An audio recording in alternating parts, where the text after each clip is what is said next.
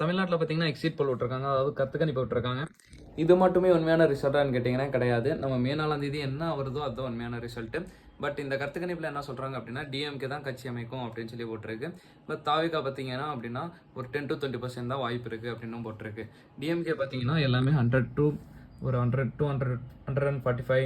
But தாவிகா பார்த்தீங்கன்னா வெறும் 10%, 24% தான் வாங்கியிருக்கு. அதிமுகவும் அதே அளவுக்கு டஃப் கொடுக்குது. பட் நம்ம மே 4ஆம் தேதி என்ன நடக்குதுன்னு பார்ப்போம். நீங்கள் எந்த கட்சி ஆட்சி அமைக்கும் அப்படிங்கிறது கமெண்ட்டில் சொல்லிட்டு போயிருங்க. தமிழ்நாட்டில் பார்த்தீங்கன்னா எக்ஸிட் போல் விட்டுருக்காங்க, அதாவது கருத்துக்கணிப்பு விட்டுருக்காங்க.